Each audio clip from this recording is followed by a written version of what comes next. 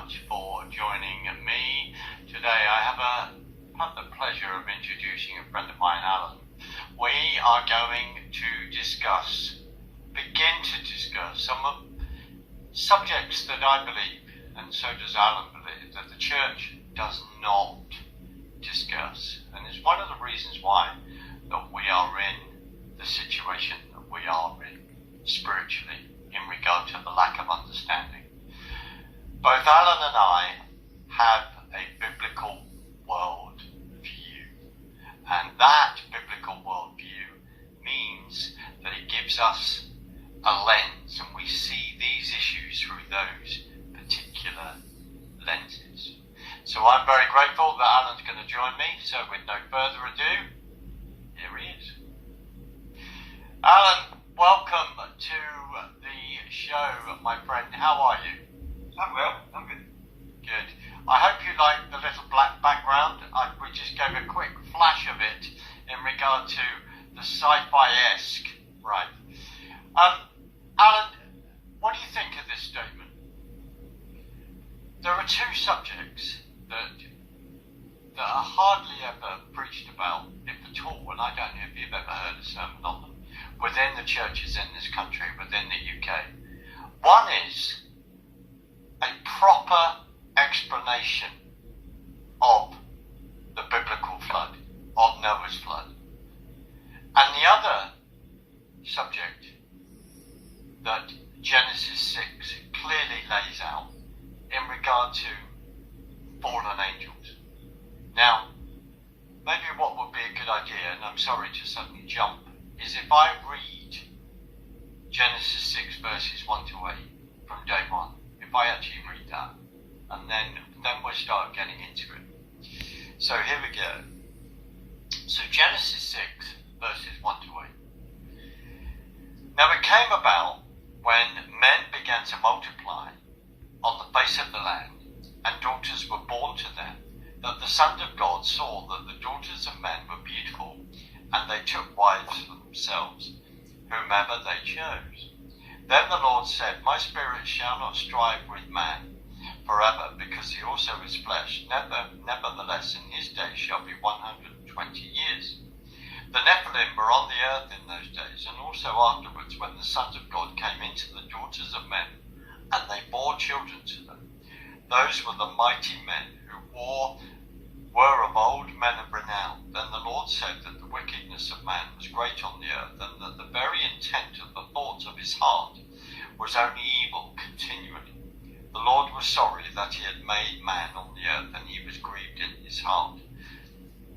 Alan, I've just read those verses that had a big impact on me and my own personal testimony in 2010. I have to say, I never really read those verses or begin to understand them. And I was led to Steve Quile's website, who is someone that you are very, very much acquainted to as well. So are many people around the world. Alan, what are those verses saying at that point? What are they actually saying? What do you think they're saying? Well, I mean, to me what it says is the fallen angels, when they desired the women on earth at that time, conjugal relations, shall we say, and they bore the mighty men of renown, the giants, and these giants obviously it grieved the Lord, and obviously the flood came. But it tells you in the book of Enoch that the spirits of these, which were half human, half fallen angel, they had to do something, and they were left on earth to become tempted spirits, and they're still with us to this very day. As a lot of people put credence that it's the sons of Seth and stuff like that, but it doesn't even make sense. The ramifications for that are still to this day.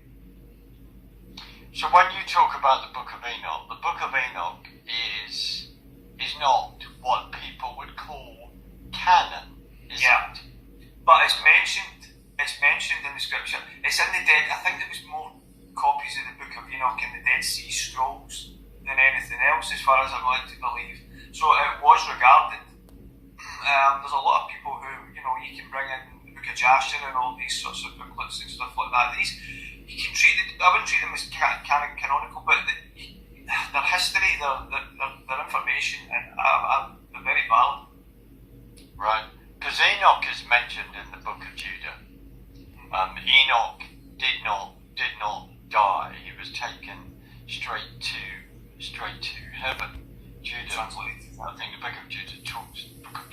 talks about that. So when you talk about the Book of Jasher, the Book of Jubilees, okay, and the Book of Enoch, my understanding is in an Ethiopian Bible that the Book of Enoch was actually included in the Ethiopian Bible. Yeah.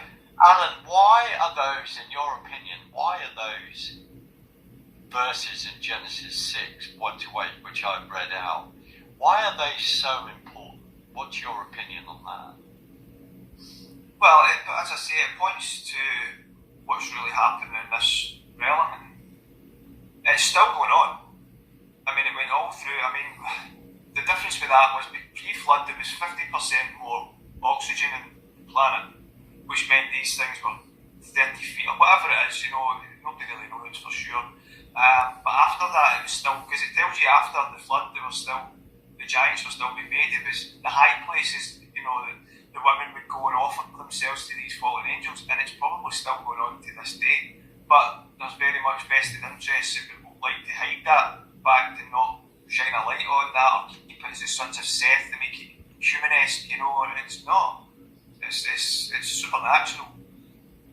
You see, one of the brilliant things about getting you on is that you are a UK voice, right? I'm a UK voice. We've been looking to our dear brothers and sisters in America for a long time because that's where a lot of our teaching on this issue has come from, and that's why I raised the fact that we don't touch on Genesis 6. So if we don't touch on Genesis 6, what impact does the flood, how do we explain Noah's flood then, Alan, in your words? How do we explain it? Well, as I said, it grieved the Lord. I mean, we can only have a picture of what it was like. It tells you that the giants were feeding, they were being fed animals at first, and then they started cannibalising humans, basically. It tells you the place was probably a riot. It was probably evil continually. The hearts of men were evil, and as I said, and it really pains me when you hear that it grieved them to, that he'd made man and stuff like that. The flood was just to clean the slate. But why do you think? No, thank you. Why doesn't the church in this country tackle Genesis 6, and why doesn't it tackle the flood? Because as you know, they're both joined. Of course, they're both joined because one is a consequence of the other. What, in your opinion, why don't we tackle those subjects? I don't know. It's maybe just out there for too many people. Most people they maybe don't understand it. That's probably why there's not enough people teaching on this and the ramifications for that down the line. It's cookie, I suppose. People would, I don't know. I'm not 100% sure why they won't teach you on it. It's one of those things that's avoided. It's easier just to teach the basics. Right.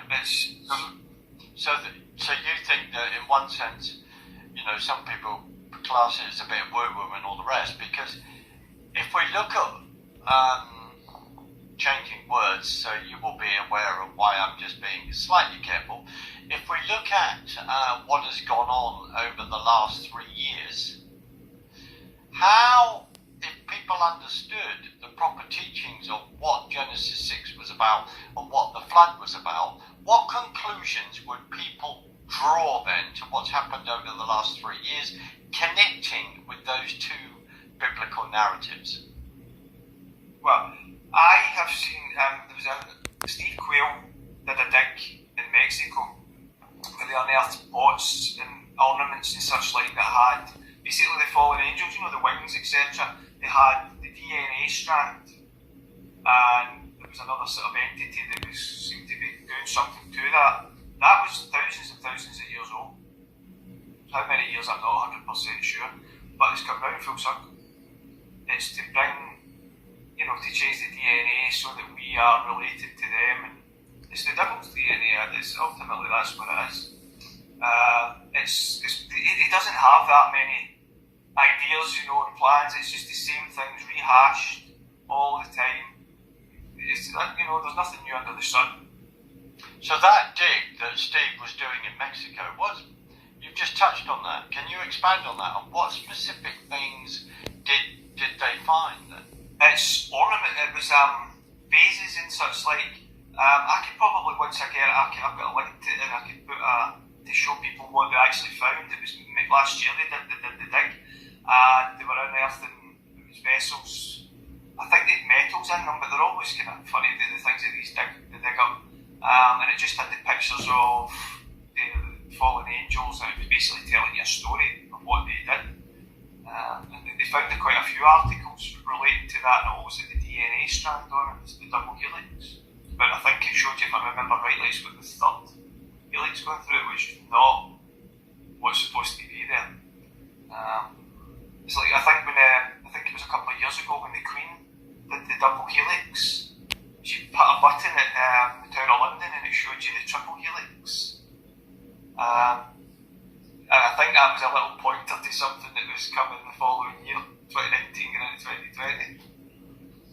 And it's all part of that again, I think, to bring in humanity under Satan's control ultimately. So